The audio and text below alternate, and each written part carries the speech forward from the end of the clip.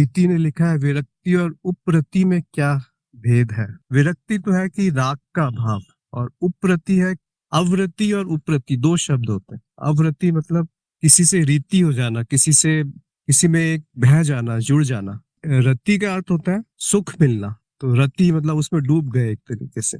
तो उप्रति का अर्थ हो गया कि उसमें आप डूब नहीं रहे, उससे जब है वो वस्तु तब भी आप उसके पीछे नहीं पड़े हैं, और जब नहीं है तब भी आप उससे चिंतित नहीं है, तो वो उप्रति हो गई।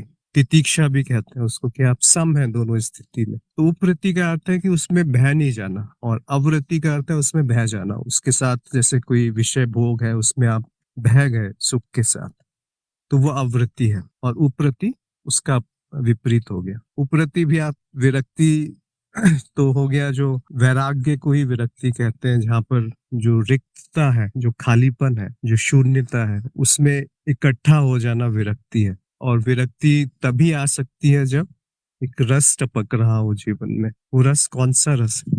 वो रस आत्म का रस है, वो रस अपने स्वयं के स्वरूप के ज्ञान का रस है, वो साक्षी भाव का रस है। तो उस साक्षी भाव के रस से विरक्ति या उपरति स्वाभाविक रूप से आती है, या वैराग्य, अनासक्ति, ये सब मिलते जुलते से शब्द है। शब्दों में मत फंसिए, हो सकता है इसका शाब्दिक अर्थ या आध्यात्मिक अर्थ कुछ और हो, पर वो किस तरफ संकेत कर रहा है? वो यही कह रहा है कि एक है कि आप राग में डूब गए हैं, आप ये समझ रहे हैं कि ये किसी एक तरह की वस्तु से ही मुझे प्राप्त करने से सुख का प्राप्ति होगी। मतलब आपने सुख को कहीं और स्थित कर दिया, जो कि आप पर निर्भर नहीं है, किसी और के क्रिया पे निर्भर है, किसी परिस्थिति पे निर्भर है, किसी वस्तु पे निर्भर है, व्यक्ति पे निर्भर है, यहाँ तक कि आपके अपने शरीर पे निर्भर है, मन की स्थिति पे निर्भर है। तो वो सब राग में आ जाते हैं, या आवृत्ति में आ जाते हैं, या द्वेष में आ जाते हैं। इस तरह की सारी जो इससे मिश्रित भावनाएं हैं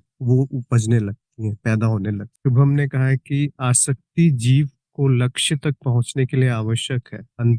अंततः वो जब अपने स्वरूप में स्थित हो जाता है, सारे आसक्ति अपने आप गिर जाती है, और केवल प्रेम और आनंद ही बच जाता है। बहुत सुंदर लिखा है शुभम ने।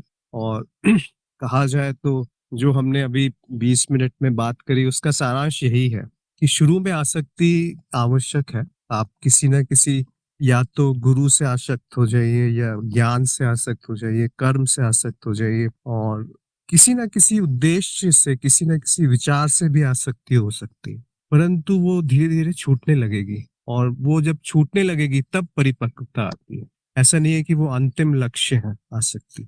अगर उसमें अंतिम लक्ष्य हो गया, अगर ज्ञान है उसके बाद भी आसक्ति बची है, तो इसका अर्थ है कि ज्ञान ही नहीं हुआ। अगर प्रेम हुआ है और आसक्ति बची है, तो फिर वो प्रेम नहीं है, मोह है। और अगर कर्म हो रहे हैं और आसक्ति बची है, तो फिर कर्म समझा ही नहीं कि कर्म क्या होता है।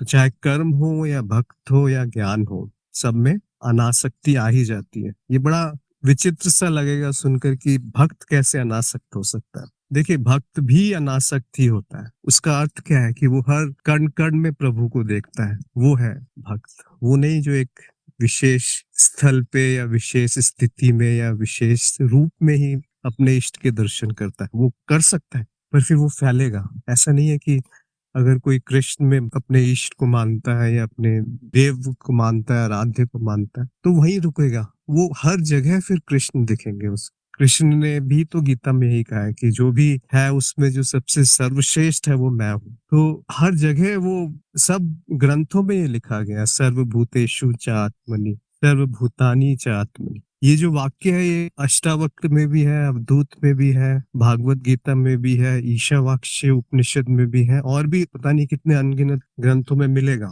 क्यों ऐसा है? क्योंकि हर कण में जो है वो एक ही तत्व है, उसको जानना है। अगर वो पहचान लिया, वो जान लिया, तो इन शब्दों में कुछ नहीं रखा। चाहे उसको आसक्ति कहिए, अनासक्ति कहिए, वैराग्य कहिए, अभ्यास कहिए, चाहे उसको योग कहिए, चाहे कर्म योग कहिए, भक्ति योग कहिए, ज्ञान योग कहिए, वो सब निरर्थक से शब्द हो जाएंगे अगर आपने तत्व को देख लिया। और अगर तत्व को नहीं देखा, उसको नहीं जाना, उसको नहीं पकड़ा, तो फिर वो एक आडंबर सा हो जाएगा, एक दिखावा हो जाएगा। वो कोई साधना नहीं होगी, वो कोई अध्यात्म नहीं होगा, वो कुछ और ही होगा। वो भी संसार ही रहेगा। देखिए, संसार भी तो आप ही ने निर्मित किया, और आप उसी संसार में उलझ गए। 3 चीजें बहुत महत्वपूर्ण है। सबसे पहले विश्राम, फिर जो स्वाधीनता, या कि मुक्ति जो पराधीन नहीं है, और अंत में प्रेम या आनंद।